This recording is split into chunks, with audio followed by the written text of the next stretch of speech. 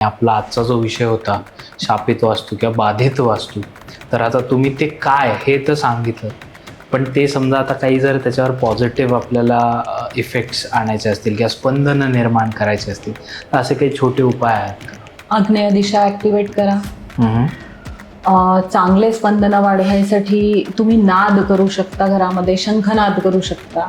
वा. संध्याकाळी त्या घरात दिवा लागलाच पाहिजे. काही Okay. गोष्टी तुम्हाला फॉलो करायलाच पाहिजे.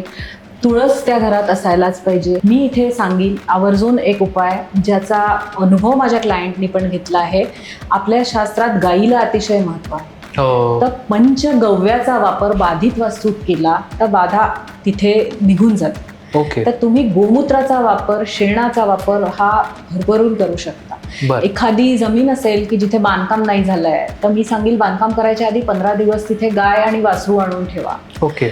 तर ती जी सॉइलची आहे केमिस्ट्री आहे ती पूर्ण बदलून जाते. बर. आणि एखाद्याची अशी जर जमीन असेलच जी डिस्प्यूटमध्ये आहे, विवादित आहे आणि खूप संशय आहे की तिथे काही झालेले आहे गोष्टी विपरीत, तर त्यांनी तो एक 4-5 फुटापर्यंतचा मातीचा लेअर काढून दुसरी माती टाकून तिथे गाय वासरू ठेवायचं.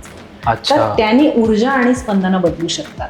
फ्लॅटमध्ये पंचगव्याचा वापर तुम्ही जितका जसा ज्या पद्धतीने करू शकता. आजकाल पिरॅमिड्स सुद्धा शेणाचे मिळायला लागले. ते तुम्ही नैऋत्येला दक्षिणेला प्रस्थापित करू शकता. छोटासा कोपरा शेणाने सारवून त्यावर रांगोळी काढू शकता. गोमूत्र एक झाकणभर पोछ्याच्या पाण्यात टाकू शकता. ओके. ह्यांनी तुमची ऊर्जा तिथली शुद्ध होईल. पॉझिटिव्ह. त्याच्यानंतर भीमसेनी कापूर जो आहे तो डिफ्यूज करू शकता. वा. त्याचा एक अतिशय खूप छान उपयोग होतो.